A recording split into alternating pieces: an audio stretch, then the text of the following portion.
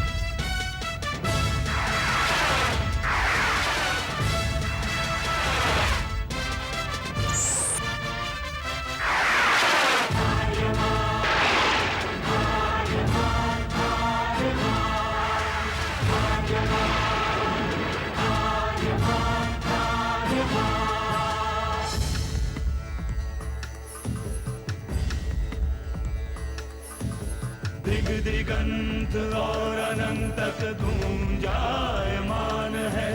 ब्रह्मनाद है विधि का वो अटल विधान है। धर्म की अधर्म पर विजय का वो प्रमाण है। जायमान है वो अटल विधान है। विजय का वो प्रमाण है। ब्रह्मांड का महान योद्धा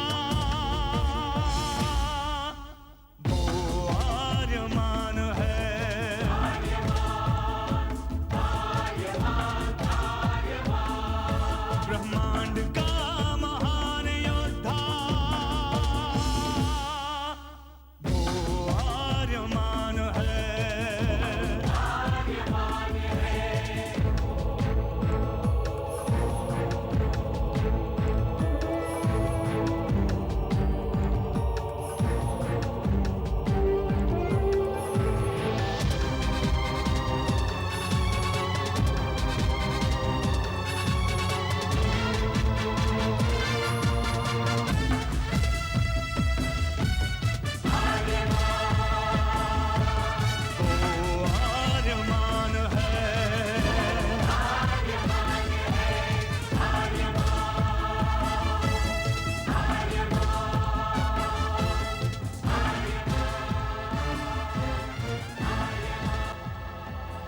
अनंत असीम ब्रह्मांड, अद्भुत, विशाल, विराट, जहां असंख्य आकाश गंगाएं प्रतिक्षण बनती रहती हैं, मिटती रहती हैं।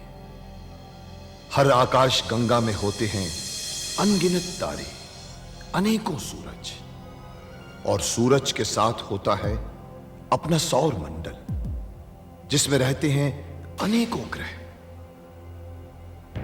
न जाने कितने सूरज चमके और बुझ गए, न जाने कितने तारे चमके और खो गए, न जाने कितने ग्रह, कितनी पृथ्वियां, कितनी सभ्यताएं बनी, बढ़ी और खो गई समय की इस अनंत धारा में। इन्हीं अनजानी परंतु अमर गाथाओं में से एक है महागाथा ब्रह्मांड के योद्धा आर्यमान की। बहुत समय पहले पृथ्वी से लाखों प्रकाश वर्ष दूर आर्याना आकाश गंगा में एक ग्रह था, थार।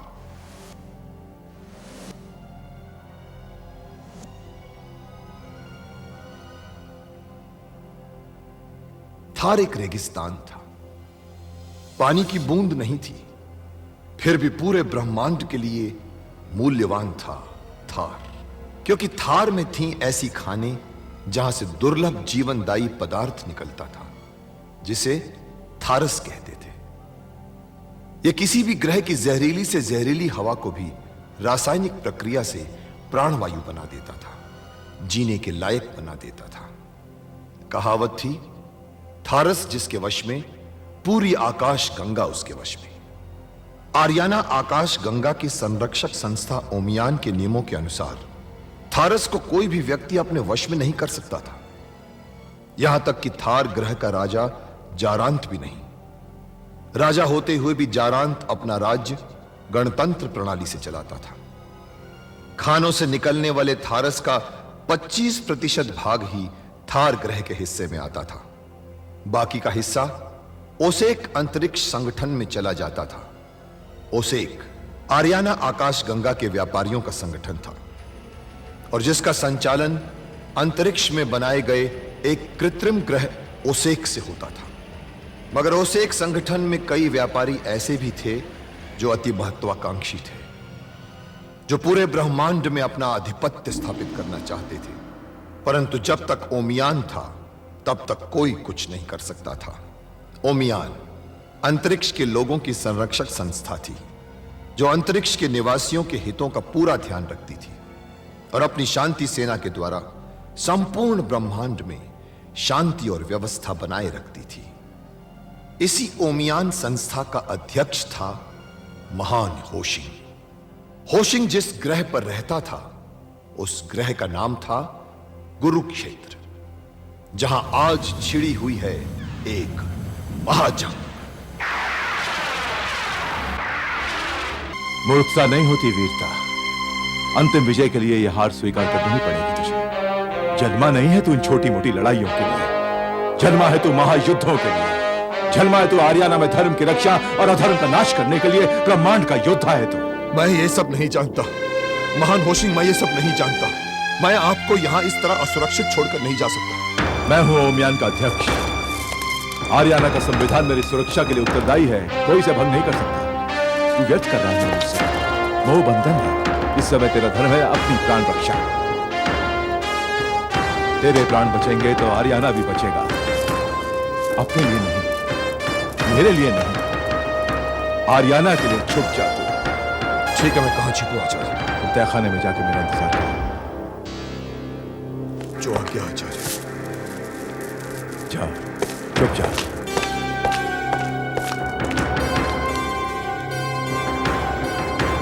गुरु यामो, जी महान होशिंग। जब शत्रु यहां आ जाए तो तुम मेरा अंतरिक्ष यान लेकर गुरुक्षेत्र के ऊपर से गुजर जाना। जो आज्ञा।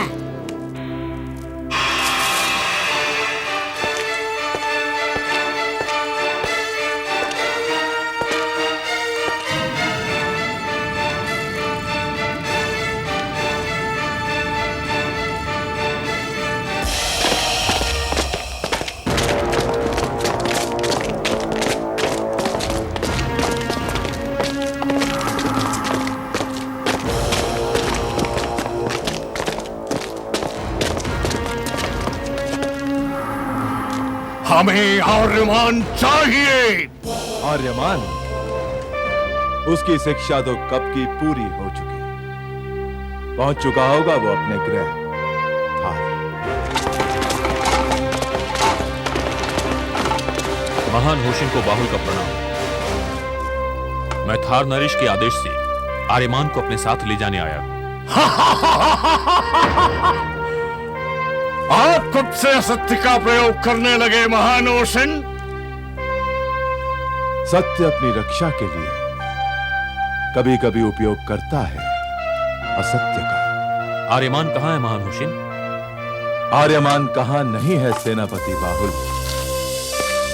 सांस में है आर्यमान, आस में है आर्यमान, स्वप्न में है आर्यमान।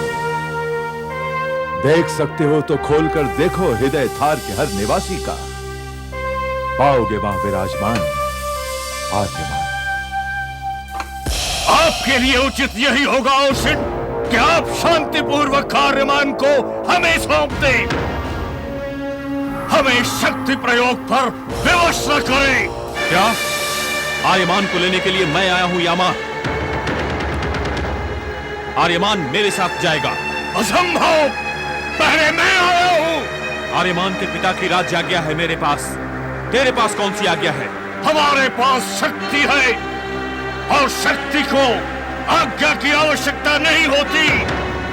मैं व्यर्थ समय नष्ट करने नहीं आया। सैनिकों, घेर लो कुरुक्षेत्र को। सैनिकों, युवराज आर्यमान यामा को नहीं मिलना चाहिए। आश्चर्य, तुम दोनों ने प्रवेश किया गुरु क्षेत्र में बिना निमंत्रण और कर रहे हो विवाद के कौन अधिकारी है आर्यमान को ले जाने का? कोई अधिकारी नहीं है।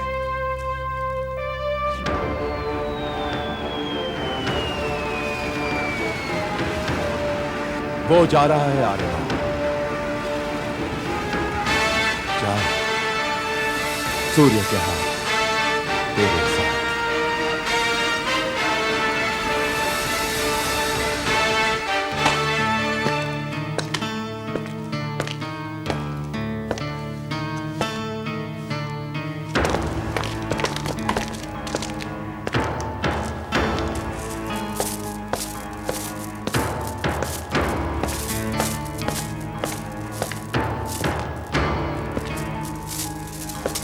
आर्यमान, मुझे कायरों की तरह छिप जाने की आज्ञा दे दी आपने आचार्य, मगर क्यों? तेरी सुरक्षा के लिए। मैं लड़ सकता था। समय नहीं है अनुकूल युद्ध के लिए। योद्धाओं के लिए हर समय अनुकूल होता है, परंतु तेरे लिए नहीं, क्योंकि चल रहा है तेरा मृत्यु योग। मेरा मृत्यु योग? हाँ, ये जानते हुए मैं तुझे काल के मुंह में समा जाने की आज्ञा कैसे दे सकता हूं? यदि मेरा मृत्यु योग चल रहा है आचार्य, तो आपने ओमियान में ब्रह्मांड के सारे प्रतिनिधियों के सामने मुझे अपने कर्तव्यों की शपथ लेने को क्यों कहा? मैंने दाव चला है आर्यमान। मैं चाहता हूं कि संपूर्ण ब्रह्मांड के लोगों को यह पता चल जाए कि सज्जनों का हितैषी और दुष्टों का संहारक पैदा हो चुका। मुझे कब तक छिपकर रहना होगा आचार्य? आर्यमान, मृत्यु किस द्वार से आएगी ये कहा नहीं जा सकता। सतर्कता है तेरा पहला कर्तव्य। धैर्य से सहता जा सब कुछ। आएगा तेरा समय, लड़ेगा तू बड़े बड़े युद्ध, पाएगा तू विजयश्री, कहलाएगा ब्रह्मांड का योद्धा।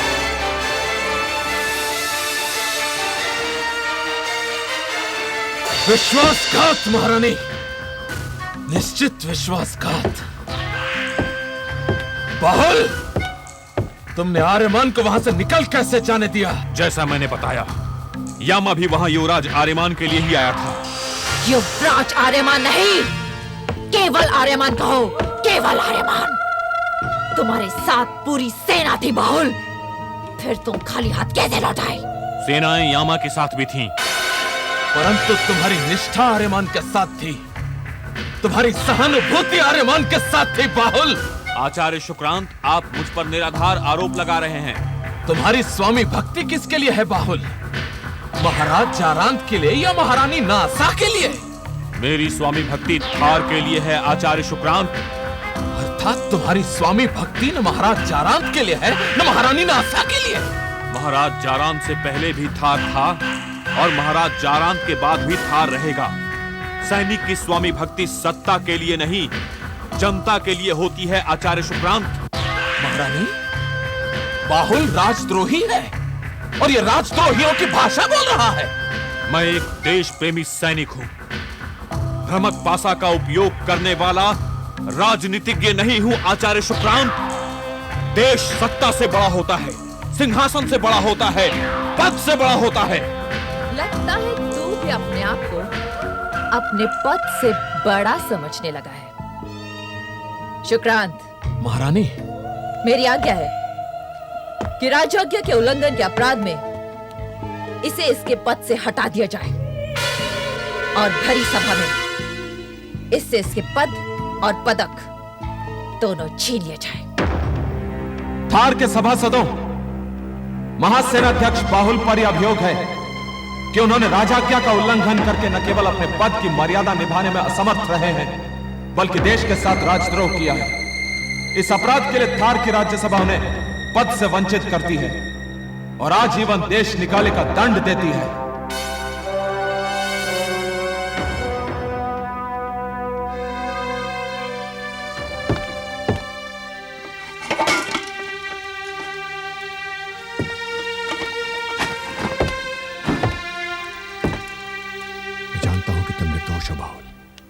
मेरे आर्यमान की रक्षा करना और थार लौटने में उसकी सहायता करना। सैनिकों, बाहुल को ले जाओ।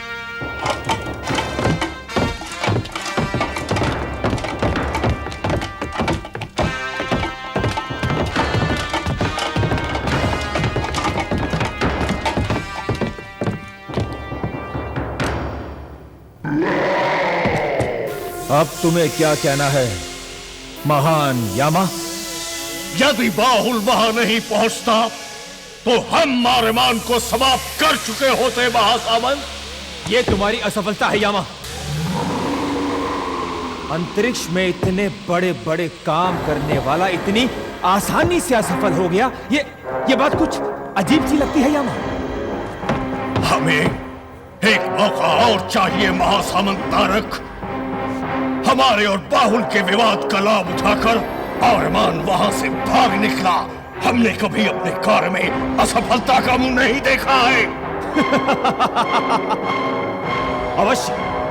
अवश्य ही वो तुम्हें अपना पता दे गया होगा, तभी तो तुम्हें इतना विश्वास है अपनी इस सफलता पर।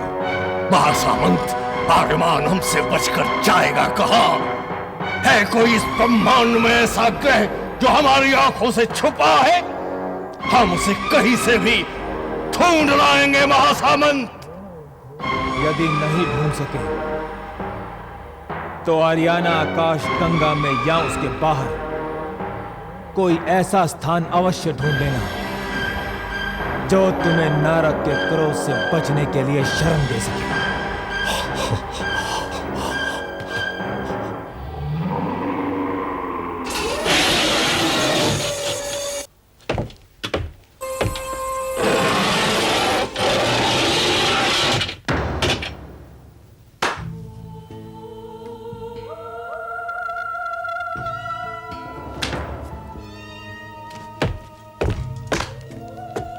क्या बात है महाराजा रांत?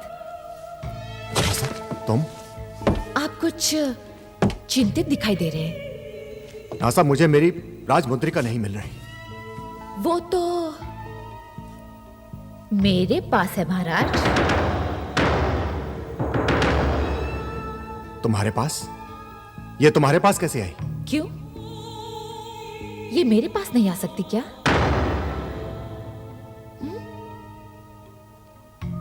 मैं आपके बड़े पुत्र दुर्दान की मां हूं और थार की राजमहिषी। अब दुर्दान ही थार के सिंहासन का उत्तराधिकारी होगा। अगर आप उसे अपना उत्तराधिकारी घोषित नहीं करेंगे तो आपके दुश्मन आपको सत्ता से हटाकर किसी और को राजा बना देंगे।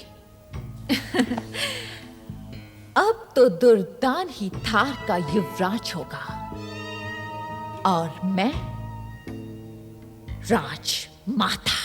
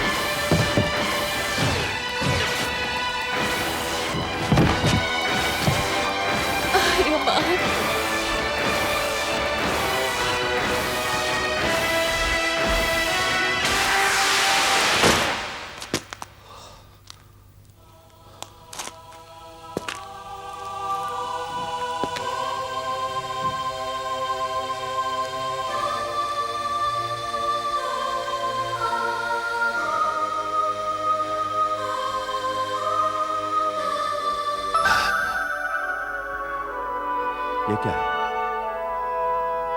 एक योद्धा की आंखों में आंसू, लगता है किसी अपने की याद आई।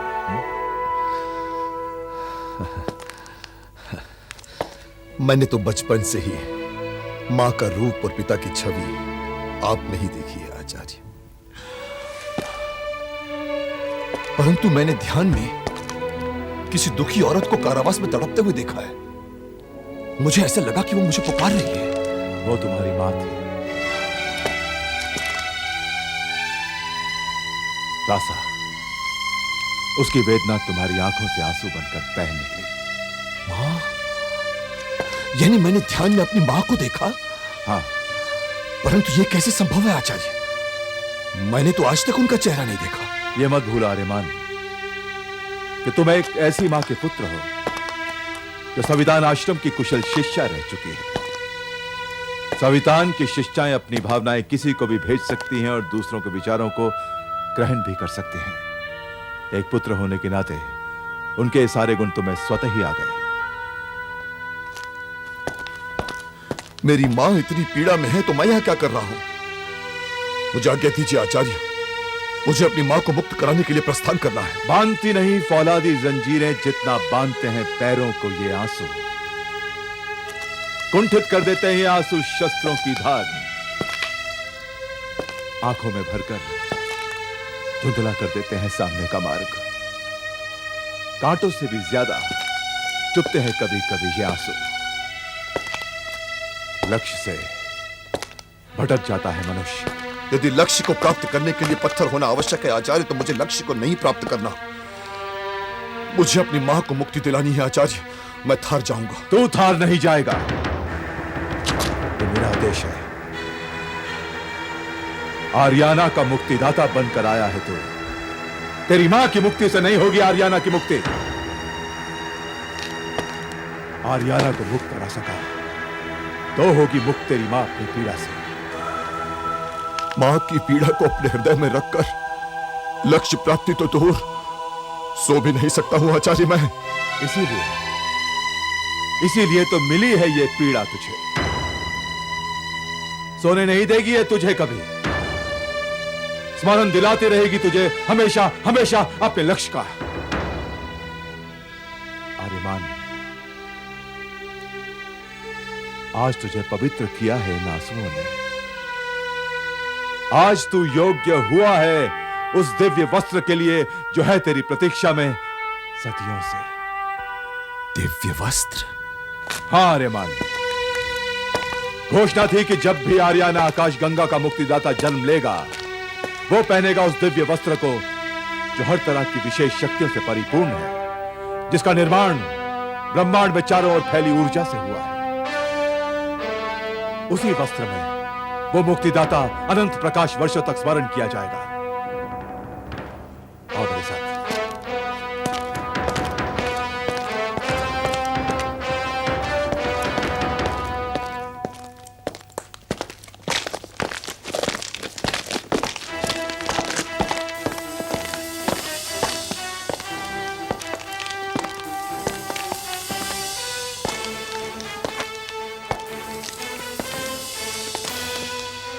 यह है वो दिव्य वस्त्र। यह वस्त्र वही ग्रहण कर पाएगा जिसके दाहिने हाथ की रेखाएं इस चक्र में बनी हुई रेखाओं से मिल जाएंगी। तब उसके रक्त के तापमान से ये द्वार अपने आप खुल जाएगा आर्यमान।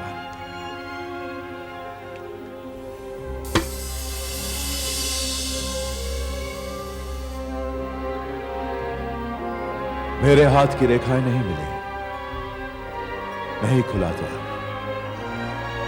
अब तुम अपना दाहिना हाथ इस चक्र में रखो।